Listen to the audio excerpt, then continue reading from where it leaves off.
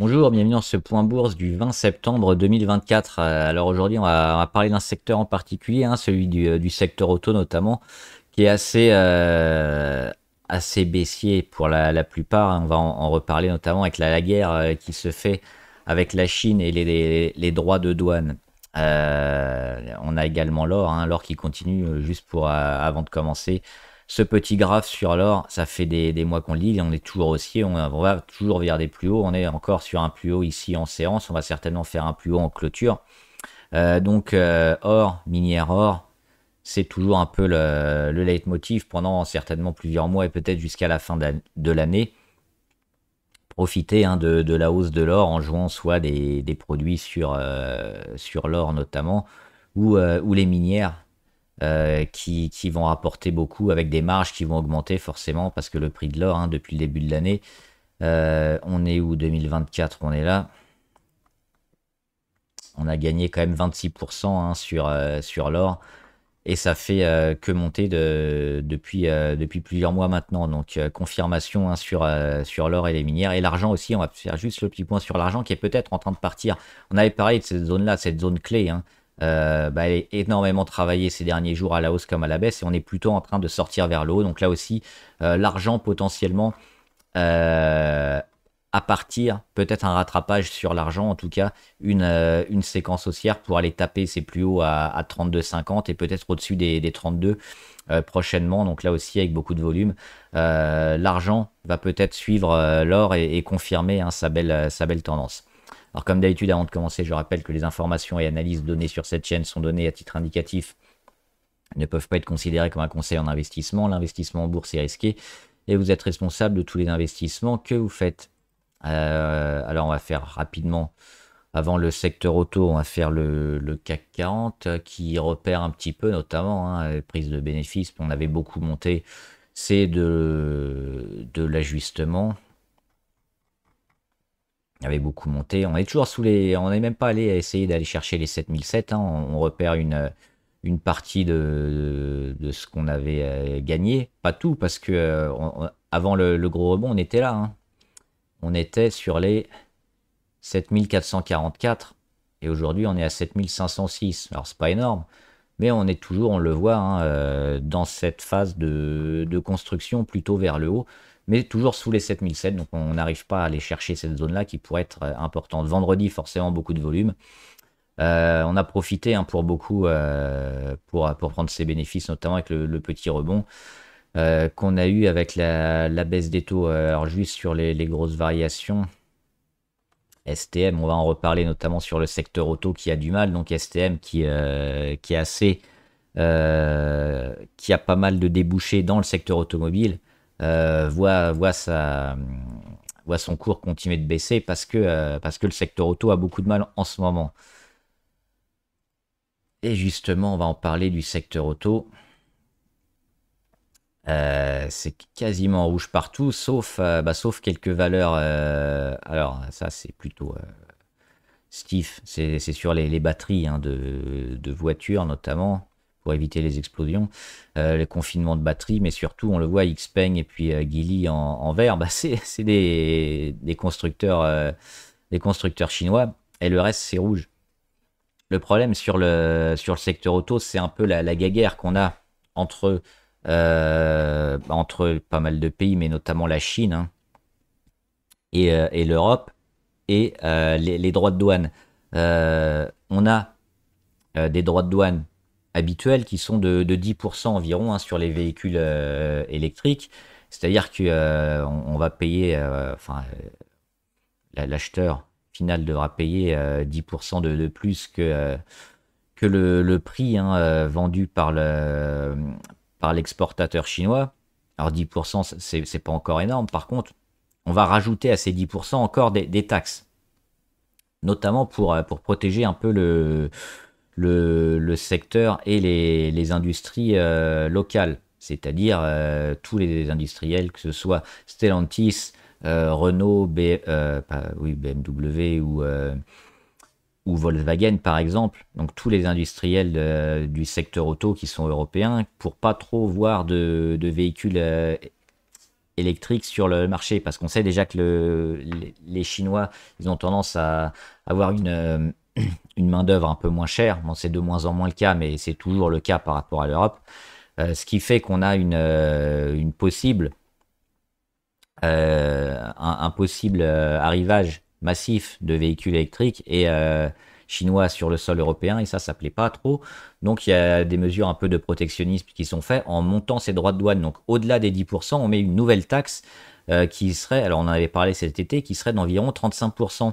Alors ça peut baisser, hein, ça peut être entre 35 et 10%. 10% pour ceux qui collaborent le plus, notamment en termes de transparence avec les autorités européennes.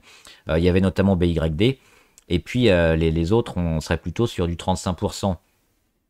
Ça commence à faire beaucoup. Il faut savoir que, alors aux États-Unis, ils ont carrément mis 100% de droits de douane. Donc le véhicule, il faut l'acheter 2 fois plus cher qu'en Chine, si vous voulez l'acheter aux États-Unis. Donc c'est extrêmement cher, et c'est pour ça qu'on a eu toujours cette guéguerre, parce que les Chinois qui veulent, qui veulent vendre leurs produits, qui se voient des taxes douanières énormes, forcément ils vont pas pouvoir les vendre. Ça va faire des devises en moins. Et donc eux, ils vont faire la même chose, ils vont mettre des taxes sur les produits américains ou européens. C'est notamment pour ça qu'on avait une petite guéguerre, notamment avec le cognac dernièrement, et donc Pernod Ricard qui avait baissé en plus des stockages, parce que la Chine avait mis des droits de douane relativement importants sur les importations d'alcool. Là, on a une décision qui devrait être prise bientôt, hein. On est un peu sur la fin. Et dernièrement, ce qui remonte sur les accords, c'est plutôt qu'on serait en train de trouver une solution un peu favorable à tout le monde. C'est-à-dire, on va baisser plutôt les droits de douane d'un côté comme de l'autre. C'est-à-dire que les droits de douane sur les véhicules chinois devraient être un peu abaissés, ce qui permettrait aux Chinois de vendre plus de véhicules en Europe. Mais ça devrait faire un peu mal forcément au secteur auto européen qui est déjà vers le bas. Mais la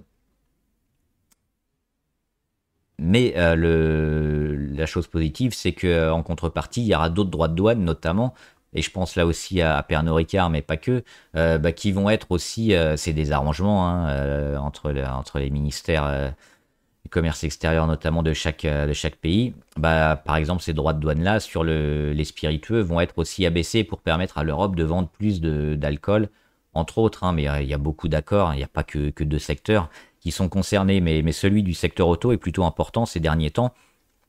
On en avait parlé au mois de juin ou juillet, notamment, avec cette annonce des 35%, et puis là, ça devrait se décider bientôt, hein, pour le vote à la Commission européenne.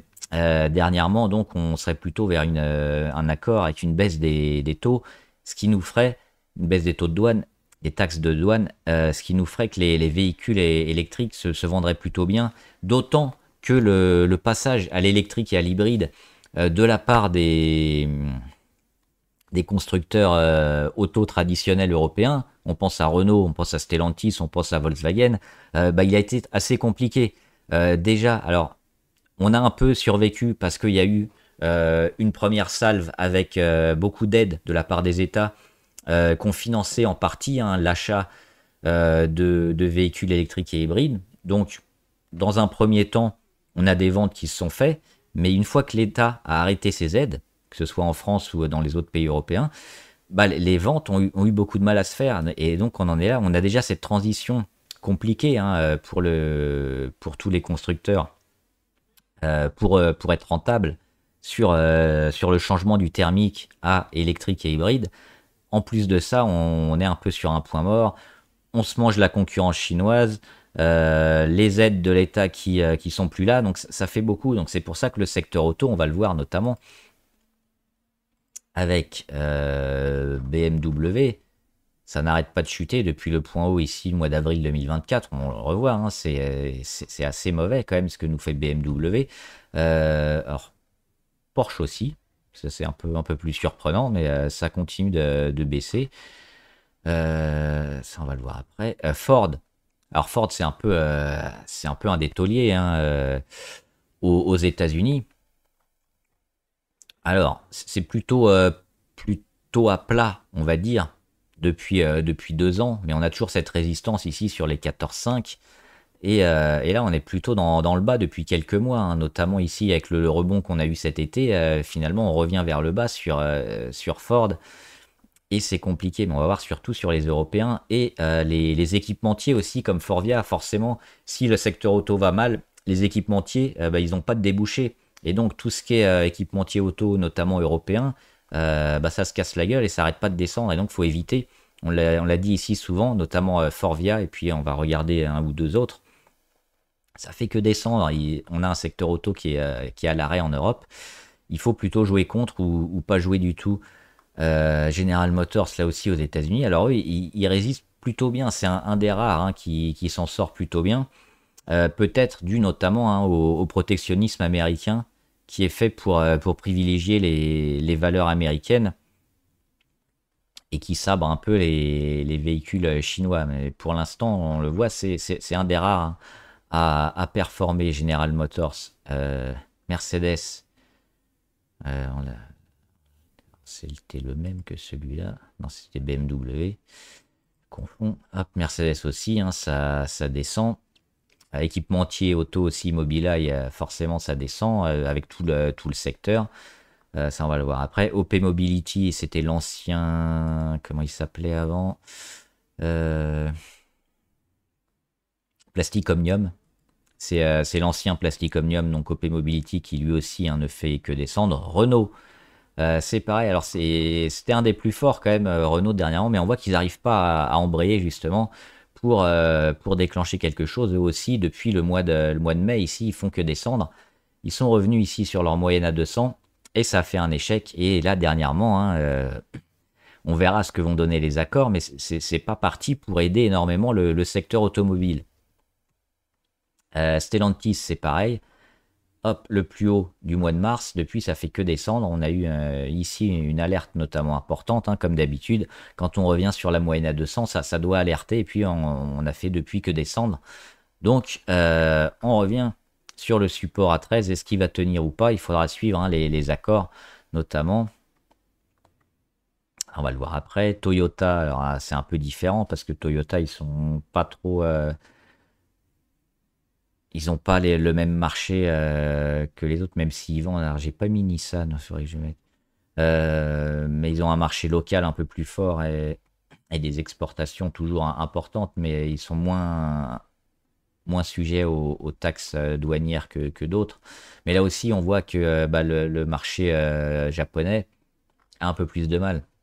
Il faudra que ce soit tiré par une demande un peu mondiale pour relancer aussi le secteur Valeo. C'est la même chose, équipementier auto européen, ça fait que descendre.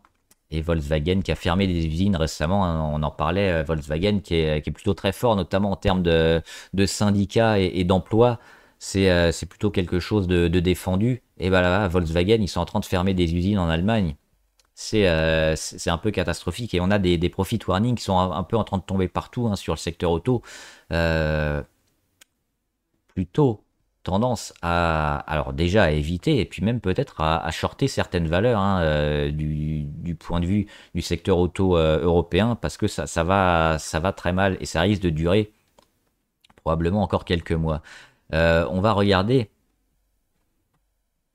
les véhicules chinois notamment avec Geely qui est en train de remonter avec le rebond. Alors, la baisse, elle s'est fait quand même depuis 2022, même 2021, hein, sur ces véhicules-là, mais on sent qu'on arrive sur un plus bas, qu'il n'y a plus vraiment de vente, et le retournement, il est possible, notamment avec ces accords hein, sur les droits de douane qui vont être différés, et les constructeurs auto européens qui ont du mal à,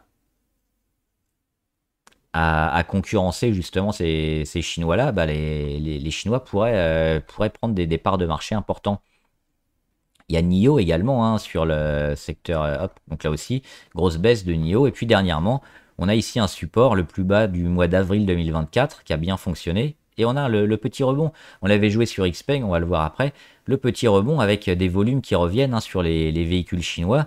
On est peut-être au début de quelque chose d'intéressant sur le marché du secteur automobile chinois. Et on a également, donc XPeng, on en avait parlé, avec le rebond, on avait fait, moi, alors je suis parti, j'avais fait juste une petite partie du rebond, avec des prises de bénéfices, notamment hein, sur le retour de la moyenne à 200. Et on est en train de continuer quand même. Il va falloir voir ce que fait la Commission européenne, mais pour l'instant, on a l'impression que les véhicules, les constructeurs de véhicules électriques chinois vont être peut-être les grands gagnants. Et on a également Ferrari. Alors Ferrari, ils sont plutôt dans le luxe hein, que dans la construction de masse, donc eux, ils sont pas trop concernés. Mais on l'avait dit ici, signal d'achat, gap haussier, depuis elle consolide, mais elle consolide, elle met beaucoup de temps, donc ça c'est plutôt fort quand même. C'est pas une consolidation à plat, parce qu'on reste pas sur les 430, 440. Mais on revient tranquillement. C'est peut-être une valeur qu'il va falloir acheter prochainement ou renforcer hein, si on l'a raté. Moi, je n'étais pas rentré parce que j'avais pas de liquidité, mais ici, sur ces niveaux-là, autour des 410, hein, avec un nouveau redémarrage, ça pourrait être intéressant. Alors, on est encore un peu haut au niveau des indicateurs, notamment de la MACD. Ce qu'on aimerait, c'est la retrouver un peu en territoire négatif et avec une inversion de tendance, ça nous donnera le signal. Donc, le but, ce serait d'avoir encore une baisse de la volatilité pendant quelques jours et puis début octobre, peut-être se réintéresser à Ferrari, qui reste haussier hein, et qui, elle, n'est pas trop concernée par les ventes. C'est plutôt du luxe que des ventes de véhicules traditionnels. Je crois qu'on a tout fait. Et BYD, est-ce qu'on l'avait fait Ils sont là. BYD, c'est peut-être un des plus intéressants, notamment qui est moins concerné par les taxes de douane, on en a parlé, qui coopère plus. On voit beaucoup de publicité aussi hein, de BYD. Je crois qu'on dit BYD hein, en anglais. Je parle anglais comme Arsène Wenger, donc BYD sur le territoire européen devrait pouvoir vendre pas mal et on le voit aussi sur ce graphe un peu plus fort que les autres du secteur automobile chinois, notamment en électrique. On a vu Xpeng, on a vu NIO, on a vu Geely. Regardez quand même la force de la baisse finalement par rapport à la hausse. On n'a pas tout rendu, on n'est pas revenu sur les plus bas par rapport à ce qu'on a vu sur les autres. Donc BYD, on le voit quand même beaucoup plus fort. Et le possible retournement ici qu'on a vu. Alors là, je l'ai où Là, je l'ai à Francfort. Et ici, je l'ai au Nasdaq. Bon, gros, c'est la même chose parce que son marché d'origine, hein, c'est en Chine. Mais bon, moi, j'ai pas accès au marché chinois. Donc, je vais le prendre plutôt à Francfort. Hop. Mois d'avril. Une première alerte, on corrige, et puis là, mois d'août, le 5 août, le fameux 5 août, hein, on revient, et on a cette trajectoire hein, sur BYD qui, je pense, va s'acheter maintenant, donc à voir toujours la Commission européenne, ce qu'elle va nous dire, mais un des grands gagnants de la guerre sur le secteur auto, ça pourrait être BYD, je pense. Donc on a des chances. Je pense de s'investir maintenant sans gros risque. Éventuellement, si on a des mauvaises nouvelles hein, sur la Commission européenne, peut-être se désinvestir après, mais il y a quand même une probabilité d'aller vers le haut assez franche, je pense. On n'attend plus que le top départ. Et puis, on va faire rapidement quelques valeurs abonnées. Il y en avait quelques-unes de nouvelles, notamment ArcelorMittal. Moi, ArcelorMittal, je les trouve toujours en baisse. Hein. On a parlé de l'acier chinois notamment, et tant qu'on n'a pas de reprise en Chine, ça me semble compliqué de jouer ArcelorMittal. Alors, on a eu un début de frémissement dernièrement en Chine, c'est pas suffisant. Il faut vraiment que la Chine reparte vers le haut pour que l'acier chinois soit consommé, si on peut dire ça, comme ça en Chine, ce qui fait qu'on va avoir moins d'exportations en Europe et donc ArcelorMittal puisse vendre plus de son acier en Europe et dans le monde. À ce moment-là, ça va remonter. Mais là, techniquement, on a quand même la cassure ici, moyenne à 200, on est toujours en baisse. Alors on a ce beau chandelier ici, mais entre deux, hein, on va faire du zigzag et on est plutôt en baisse sur Arcelor. Donc évitez de jouer, je pense, ce genre de valeur pour le moment. Alors là, il y avait un ETF qui m'avait été demandé. Il est relativement identique à celui que moi j'ai joué, notamment c'était le Big Data. Hein. Là, c'est information et technologie. Si je me suis pas trompé, moi c'est Big Data Techno, c'est la même chose. Hein. On va regarder celui que j'ai notamment. C'est celui-là. Donc là, on a un historique plus grand, mais dernièrement, on le voit, hein, la forme avec le point bas ici sur le 5 août, le rebond.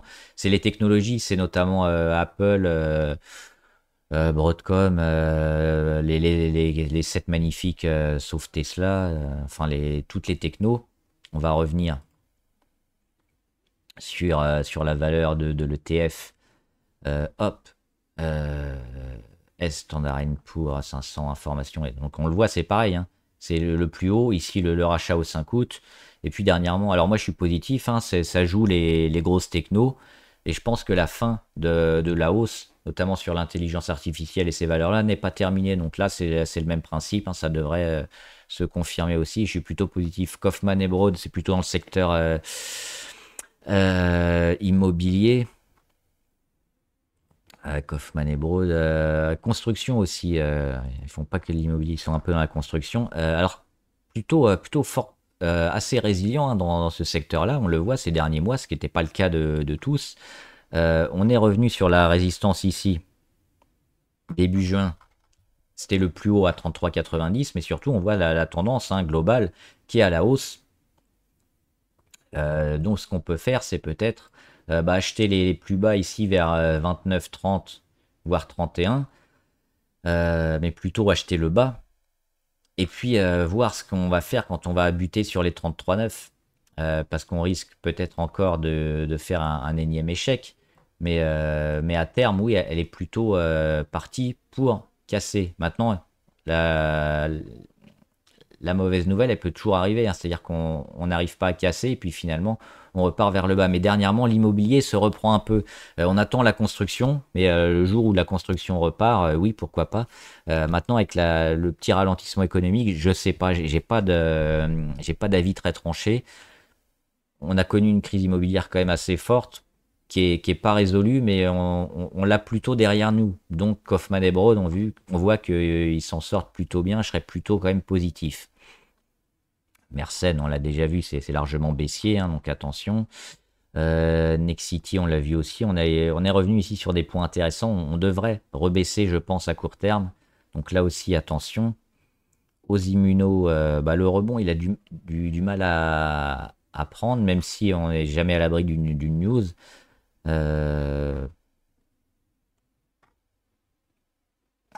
Ça risque de rien faire là pendant quelques jours, mais on peut tenter, hein, un nouveau rebond vers le haut. On voit que ça a été bien racheté quand même, plutôt positif aussi. Et Pernod Ricard, on en parlait avec les droits de douane, hein, qui pourraient être abaissés, qui ont déjà été abaissés, hein, sur les spiritueux. Donc à mon avis, Pernod Ricard, ils vont revenir.